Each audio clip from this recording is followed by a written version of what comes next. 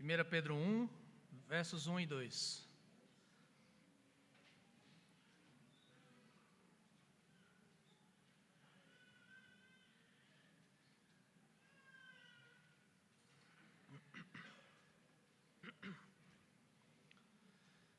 Diz assim a palavra de Deus.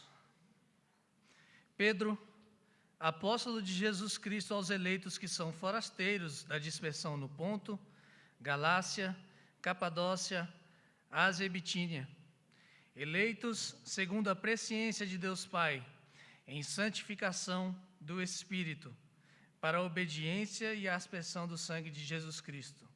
Graça e paz vos sejam multiplicadas. Amém. Essa é a Escritura. Vamos orar?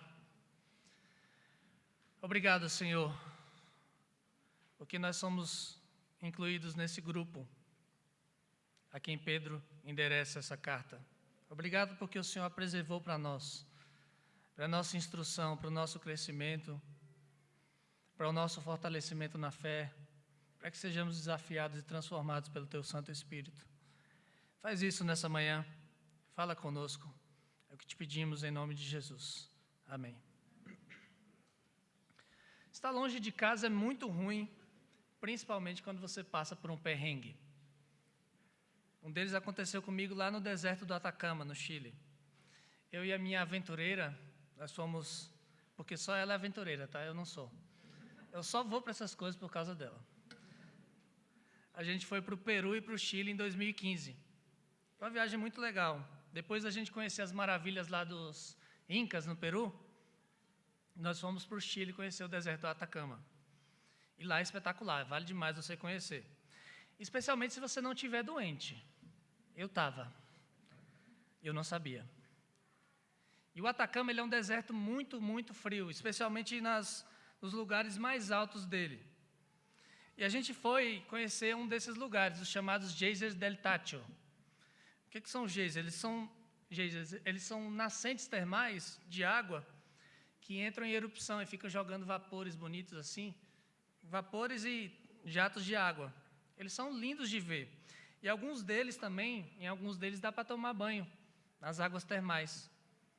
E nesse dava que a gente foi. E a gente foi bem cedinho, porque quanto mais cedo, mais frio. E quanto mais frio, mais dá para ver os vapores sendo lançados. É aquele espetáculo, né? Um show. E naquele dia ele estava um frio arretado lá nas montanhas, a mais de 4.200 metros de altura, onde ficam os geysers. Se eu não me engano, estava uns menos 5 graus, mas para um nordestino como eu, a sensação era de menos 30, pelo menos. Pelo menos. Só que as águas termais que a gente mergulhava lá estavam uns deliciosos 35 graus. E aí a gente inventou de mergulhar para ver qual era a sensação. Provavelmente foi minha aventureira que deu a ideia.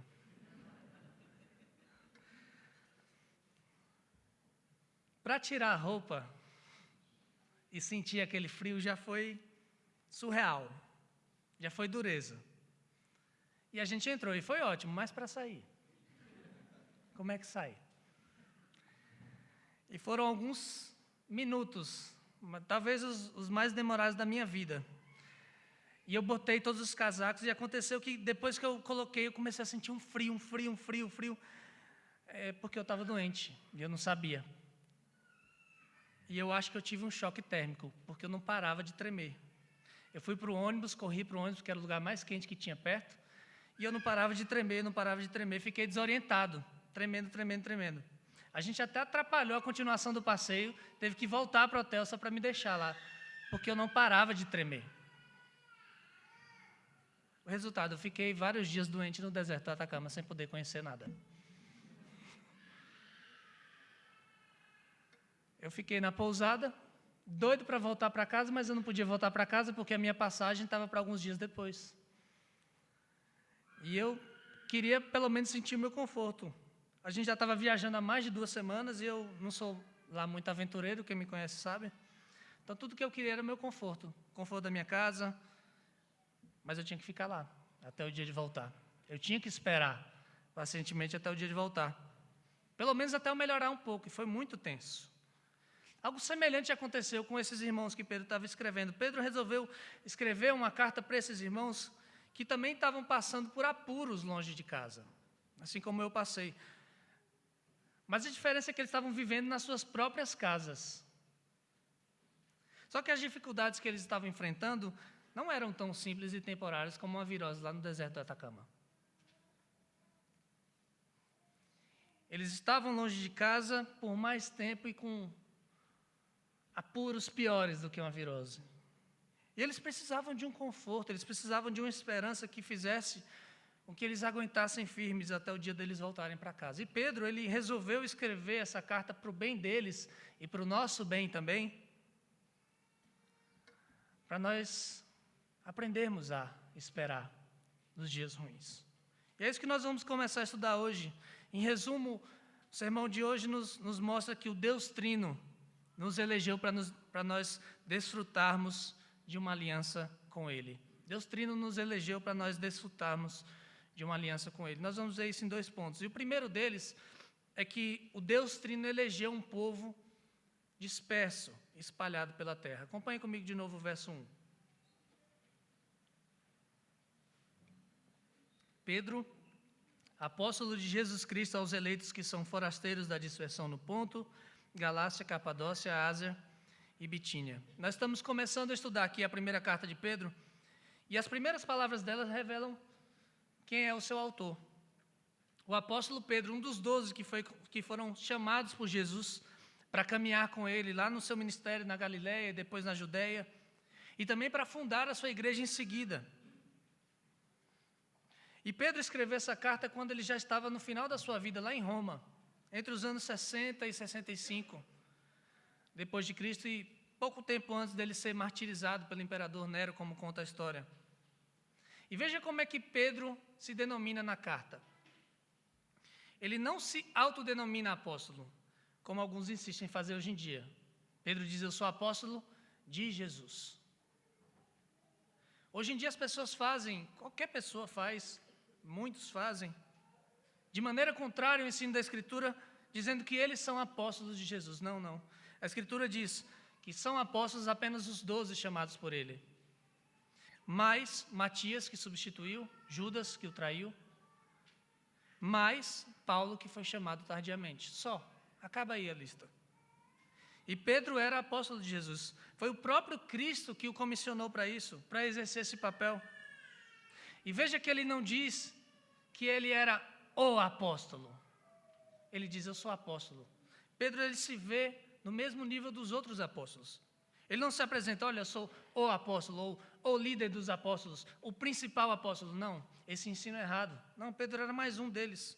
Simplesmente apóstolo, comissionado por Jesus. Porque ele sabia que a autoridade dele não vinha dele. A autoridade dele para escrever para esse povo vinha do próprio Cristo. E Pedro escreve essa carta para irmãos que moravam nas regiões do Ponto, Galácia, Capadócia, Ásia e Bitínia. Essas 5 regiões ficavam na chamada Ásia Menor, lugar onde fica a Turquia hoje em dia. Lembra que Paulo também plantou várias igrejas nessa região? A gente acabou de ler uma carta a uma igreja dessa região, a carta de Paulo aos Gálatas, só que era mais ao sul. Enquanto Paulo pregou e concentrou seus esforços missionários ao sul da Ásia Menor, Pedro provavelmente ele evangelizou todas as outras regiões. Então ele foi ao norte, ao leste, região central e a região oeste da Ásia Menor. E essas cidades ficam nessas outras regiões, que não foram as regiões alcançadas por Paulo. Paulo até tentou visitar uma dessas regiões. Lá em Atos 16, 6 e 7, ele tentou visitar a Ásia e a Bitínia, que são citadas aqui. Mas ele foi impedido pelo Espírito de Jesus de visitar ali, de ir para aquelas regiões. Pedro não. Os estudiosos eles sugerem que Pedro passou por toda essa região evangelizando depois que ele foi liberto da prisão de Herodes, lá em Atos 12. Herodes matou Tiago, prendeu Pedro, e aí os irmãos começaram a orar por Pedro, e Pedro foi liberto por um anjo da prisão, não sabia nem que tinha sido liberto. Ele vai lá, fala com os irmãos, anima os irmãos, e ele foge, porque ele não podia ficar mais ali. E ele foi evangelizar aos arredores. E veja como Pedro chama esses irmãos conhecidos dele. Eleitos que são forasteiros da dispersão. A dispersão ou diáspora era como os judeus se referiam aos seus compatriotas que viviam espalhados por outras regiões do mundo, que não fosse a Judéia. E desde o cativeiro babilônico e ao longo dos impérios seguintes, muitos judeus eles foram dispersos por outras regiões, e eles nunca voltaram para a Judéia, nunca voltaram a morar ali. Mas eles passaram a cultuar em sinagogas nessas regiões. E lá eles eram estrangeiros ou forasteiros, porque eles viviam no meio de gentios, pessoas que não eram judias. E os primeiros convertidos ao cristianismo, provavelmente eles se juntaram a esses irmãos da dispersão quando eles foram perseguidos em Jerusalém, especialmente após a morte de Estevão. Lá em Atos 8 você vê essa história. Eles fugiram primeiro para Samaria, mediações, mas depois eles acabaram se dispersando mais ainda. Então Pedro estava escrevendo a judeus cristãos que moravam na Ásia Menor? Sim, mas não só eles. Não só eles. Há evidências na carta que apontam que haviam gentios também naquelas igrejas. Por exemplo, no capítulo 1, verso 18, Pedro diz que eles foram resgatados do fútil procedimento que os seus pais o tinham legado. Dificilmente um judeu falaria isso para outro judeu. Porque, mesmo que eles não crescem antes no Messias, eles aguardavam o Messias. Mas a prova mais clara aparece em capítulo 4, versos 3 e 4, quando Pedro diz que aqueles irmãos, eles estavam sendo perseguidos, estavam sendo difamados, porque eles não viviam mais na devassidão, junto com os gentios. Eles não viviam mais como eles viviam antes. Os judeus, eles nem viviam com os gentios e nem viviam na devassidão de costume. Os pagãos faziam isso, os gentios faziam isso. Mas por que é importante a gente saber que a igreja ali tinha tanto judeus como gentios? Porque isso mostra que a nomenclatura usada aqui pelo Espírito Santo, através de Pedro, ela é mais profunda do que meros termos geográficos. A palavra forasteiros aqui, da nossa Bíblia, ela também poderia ser traduzida como peregrinos. Peregrinos. Então o que Pedro está dizendo é que aqueles irmãos, embora eles vivessem na Ásia Menor, mesmo que eles tivessem nascido ali, eles não eram de fato dali, eles eram peregrinos. A palavra dispersão também sempre lembrava os judeus do exílio, de estar fora de casa, estar afastado do seu lar. Então o que Pedro está dizendo para eles ali, que quer eles fossem judeus ou gentios, eles eram na verdade peregrinos, vivendo em terra estranha. Assim como o próprio Pedro, que escrevia para eles, sabe de onde? De Roma. E Pedro chama Roma de quê? No final, Babilônia, uma terra de exílio. Todos eles eram exilados. Todos eles estavam longe de casa. Eles estavam peregrinando em terra estranha.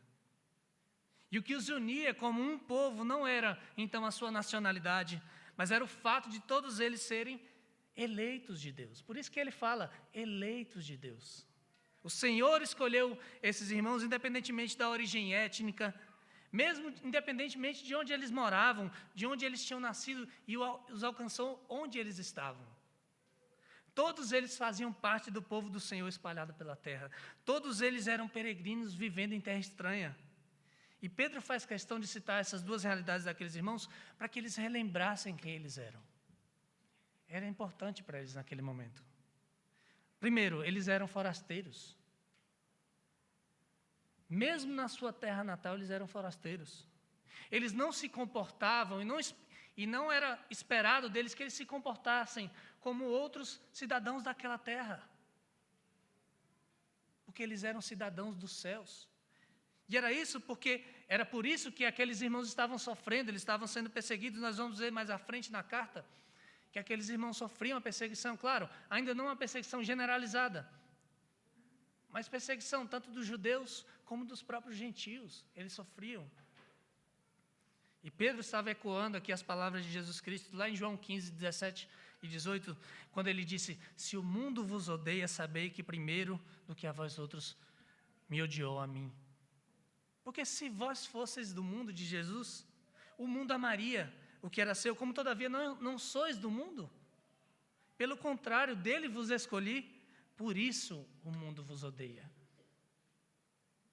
É importante que aqueles irmãos lembrassem, vocês não são desse mundo. Por isso que o mundo persegue vocês, por isso que o mundo odeia vocês. Mas ao mesmo tempo Pedro trazia uma outra verdade que trazia conforto àqueles irmãos. Ele lembrou que eles eram eleitos de Deus. Deus iria cuidar de cada um deles porque eles eram o povo de Deus, eles eram o povo do Senhor, mesmo perseguidos nas suas terras natais, mesmo naturalmente perseguidos, eles deveriam perseverar na fé juntos, porque eles foram eleitos para morar em terras sobrenaturais. Eles eram estrangeiros peregrinando de volta para casa. Eles não eram dali, eles eram estrangeiros. Muitas vezes é fácil reconhecer quando alguém é estrangeiro num país, né? O brasileiro, então, é especialista em mostrar que é estrangeiro. Na nossa lua de mel, eu e a Sara, a gente ficou com a pulga atrás da orelha, a gente ficou hospedado lá em Buenos Aires, na chamada Rua Florida. E lá é tipo um calçadão, é porque aqui não tem calçadão, né? Mas quem for de outra cidade sabe o que eu estou falando. Calçadão do centro, assim. Não passa carro, você só vai a pé.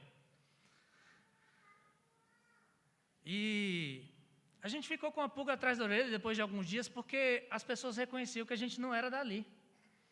Então, o pessoal já via abordar direto. Show de tango, dólares, reales, né? Eles falam reales, né?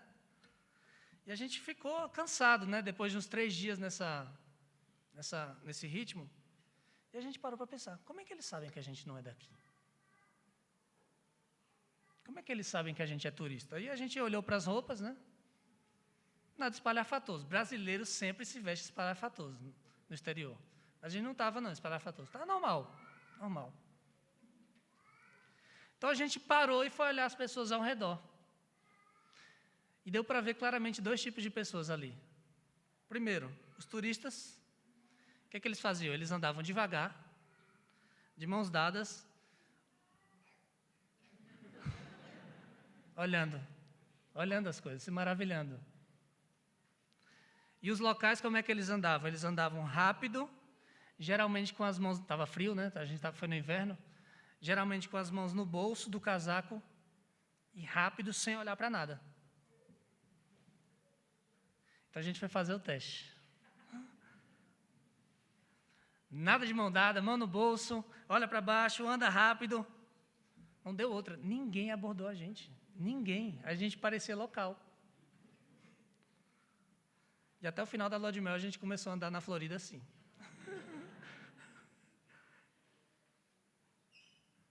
Ninguém abordou. Eu te pergunto, e você, forasteiro? Você é estrangeiro nessa terra. Está fácil ou está difícil de reconhecer que você é estrangeiro? As pessoas percebem que você não é desse mundo pelo seu jeito de agir, pelo seu jeito de falar, principalmente. Ou você tem feito como eu fiz na Rua Florida. Você tem se disfarçado ou agido como os locais simplesmente para você não ser importunado pelas pessoas. A palavra de Deus, meus irmãos, ela nos confronta e conforta na manhã, lembrando quem nós somos diante dele. Nós somos eleitos, sim, escolhidos pelo Senhor para sermos o seu povo, mas será que nós temos vivido como peregrinos aqui? Será que as nossas prioridades têm sido o reino de Deus, a sua justiça, ou o nosso tempo, os nossos esforços, eles têm se concentrado nos assuntos desse país que vai passar? Será que nós temos nos envolvido, por exemplo, na vida cotidiana dos nossos irmãos que vão estar conosco para sempre? Nas atividades e serviços da igreja, ou mal sobra o domingo para a gente dizer que faz parte dessa comunidade? Os irmãos, não troquemos o eterno pelo temporal. Nós não somos daqui. Nós somos da pátria celestial. É para lá que nós estamos indo. Para lá que nós estamos caminhando. Nós precisamos ser relembrados disso. Domingo após domingo, dia após dia. Não caminhe como se isso aqui, esse mundo, fosse tudo que nós temos. Não é. Se você está em Cristo, não é. E se você crê em Cristo e tem sido perseguido, ou ridicularizado pela sua fé, como aqueles irmãos estavam sendo.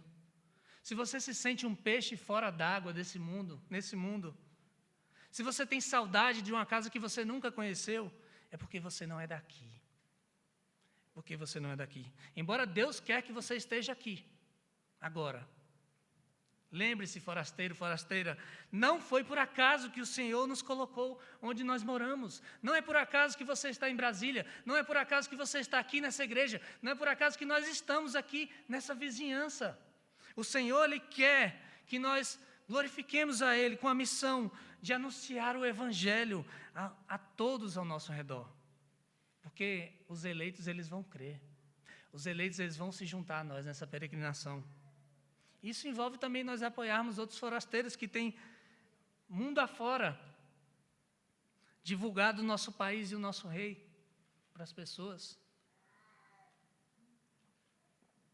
Eu e você, nós temos muito mais em comum com os crentes nepaleses, por exemplo, com os crentes árabes, com os crentes neozelandeses, com os crentes do Ponto, da Bitínia, da Ásia, da Capadócia, do que com parentes de sangue nossos e amigos que não conhecem o Senhor.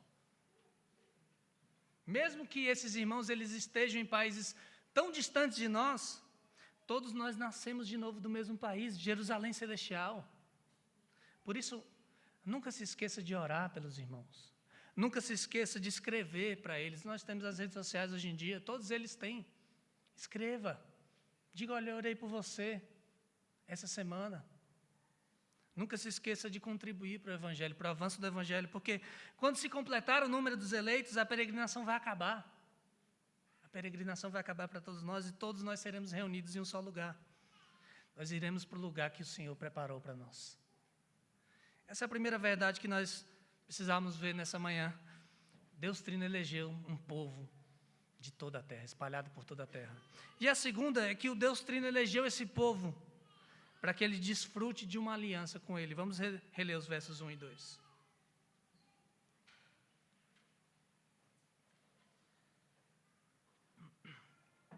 Pedro, apóstolo de Jesus Cristo, aos eleitos que são forasteiros da dispersão no Ponto, Galácia, Capadócia, Ásia e Bitínia, eleitos segundo a presciência de Deus Pai, em santificação do Espírito, para a obediência e aspersão do sangue de Jesus Cristo, graça e paz vos sejam multiplicadas.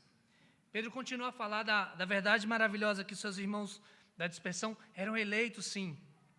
Mas agora ele deixa claro quem os elegeu e para que eles foram eleitos.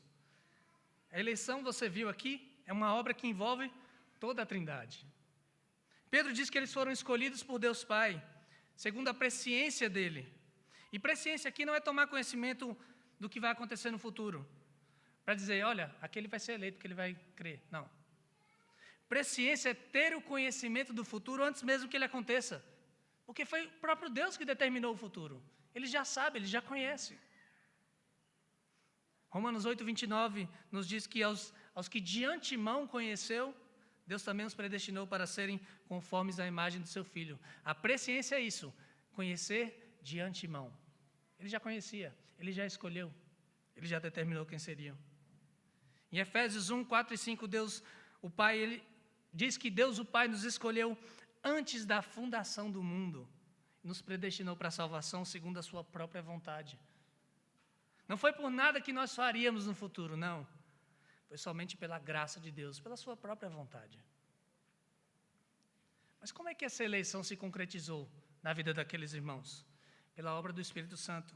É por isso que Pedro diz que eles foram eleitos em ou pela santificação do Espírito. E essa palavra santificação aqui que ele fala, poderia também ser traduzida como consagração, purificação, separação. Aqui Pedro descreve o momento que o Espírito purifica o nosso coração e nos separa para nós vivermos para Deus, para nós podermos crer em Cristo. Ele nos faz santos, separados pelo Senhor. E para que o Espírito faz isso? Para a obediência e a aspersão do sangue de Cristo.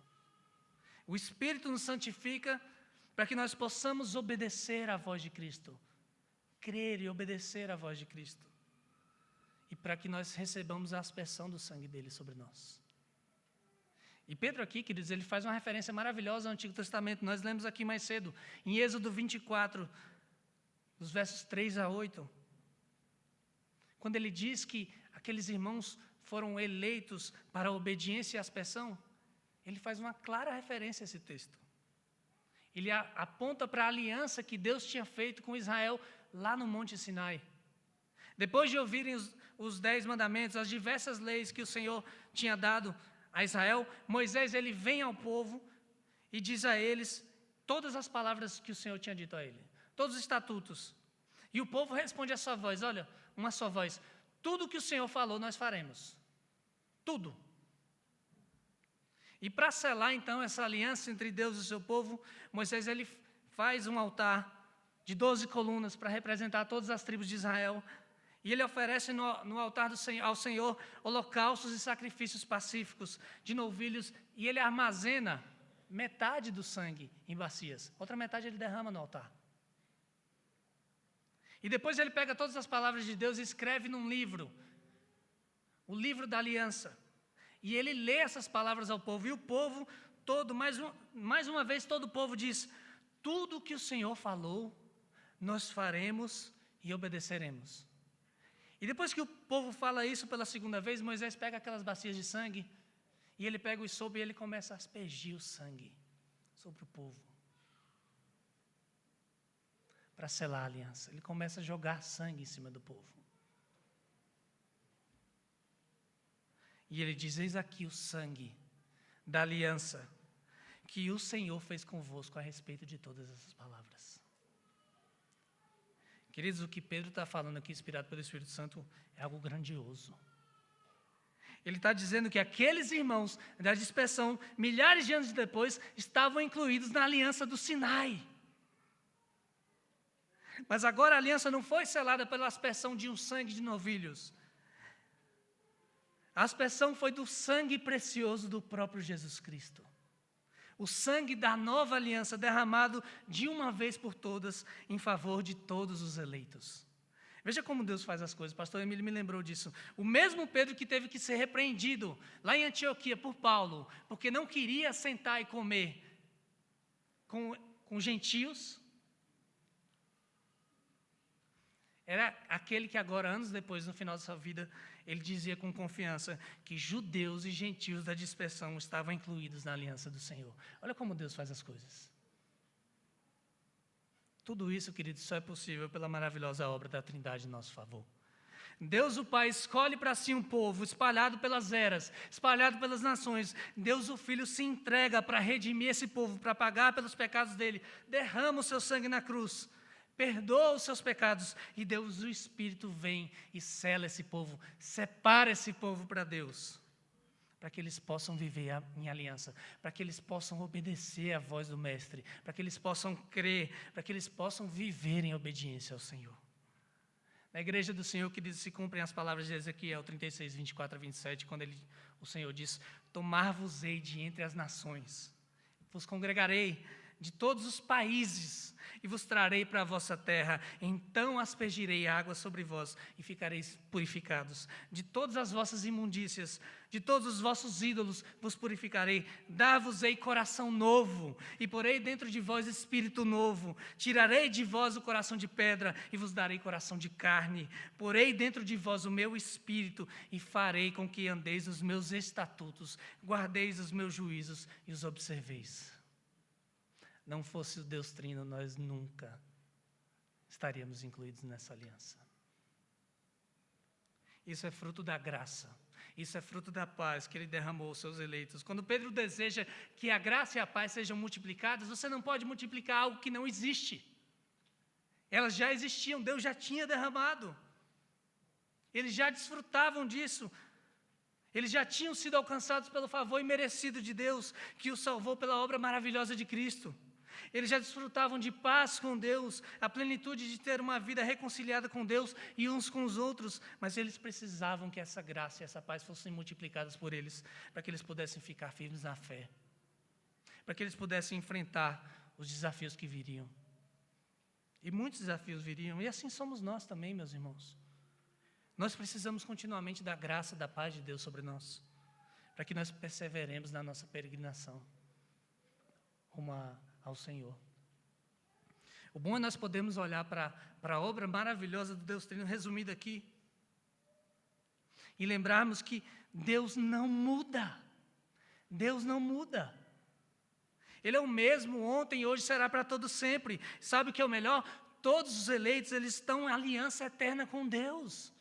Uma vez dentro da aliança, você não sai dela. E como é que eu sei se eu sou eleito? Simples, creia no Senhor Jesus. Se você crê nele, não tem como você não ser eleito. Só pode crer aquele que o Espírito Santo transforma o coração para crer. Creia. Creia hoje. Ouça a voz do Mestre.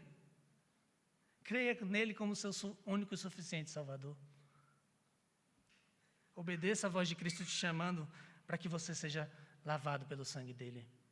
Se você já crê, meu irmão, minha irmã, relembre todos os dias a maravilha que Deus nos escolheu. Ele nos escolheu para desfrutarmos de uma aliança eterna com ele. Você que está desanimado com tanta coisa difícil que está acontecendo na sua vida, lembre que Deus escolheu você antes da fundação do mundo. Lembre que Deus te incluiu numa aliança inaugurada milênios antes de você nascer. E Ele deu o seu Filho amado para morrer como garantia de que nós, todos nós que cremos em Cristo, fôssemos incluídos nessa aliança. Creia, o Senhor é soberano sobre tudo o que acontece contigo. O Senhor é o Deus da história, Ele coopera para o nosso bem. Tudo coopera para o nosso bem. Você que está ansioso com o futuro, descanse no Deus que já conhece de antemão o futuro. Deus que já determinou todo o futuro. Deus que controla a sua vida. Deus que sabe o que virá. E sabe o quê? Ele vai cuidar de você no futuro também. Se Ele cuida hoje, Ele vai cuidar no futuro também. Você que tem enfrentado muitas tentações e caído no pecado, confesse ao Senhor os seus pecados. Lembre que o sangue de Cristo te purifica de todos eles e peça que o Espírito te capacite a obedecer ao Senhor com alegria. Meus irmãos, nós não estamos sozinhos, nós não estamos largados à nossa própria sorte. Seja qual for a nossa situação de vida, nós não estamos sozinhos, nós estamos em aliança com o nosso Senhor. Como diz o apóstolo Paulo, estou plenamente certo de que aquele que começou a boa obra em nós há de completá-la até o dia de Cristo Jesus. Essa é a minha confiança, essa é a sua confiança. É o sangue derramado no Calvário, é a ressurreição ao terceiro dia que garantem. Nós temos um lugar. Nós temos um Deus que vai nos levar para lá. Enquanto isso, nós precisamos ficar firmes nessa peregrinação. Porque estar longe de casa é ruim mesmo, principalmente quando a gente enfrenta apuros. Os desse mundo, então, são muitos. Alguns de nós, eles sofrem mais do que outros. Mas, de certa maneira, todos nós sofremos. Porque nós estamos longe de casa. Não tem como você se sentir em casa, longe de casa. Vários dos nossos irmãos estão sendo perseguidos nesse exato momento, porque eles são forasteiros nessa terra de sombras. Outros irmãos nossos estão na guerra da Ucrânia, clamando pela paz de Deus. E muitos de nós sofrem com seus corpos caídos, com as tribulações do dia a dia, com outras misérias que nós temos que enfrentar aqui. Mas o bom, querido, querida, é nós sermos lembrados que em meio a tudo isso, nós estamos indo para casa. Aqui não é o nosso destino final, porque o Deus Trino nos escolheu para nós sermos dele, para morarmos com ele para sempre. Antes que houvesse tempo, o Pai escolheu pessoas de Jerusalém, de Roma, da Ásia Menor, de Brasília, de qualquer lugar que você possa imaginar, Ele escolheu para serem dele, de tantos lugares espalhados pelas eras e pela terra, para mudar a nacionalidade dessas pessoas para a montanha de Sião. E tudo isso só foi possível porque o Filho desceu da montanha de Sião.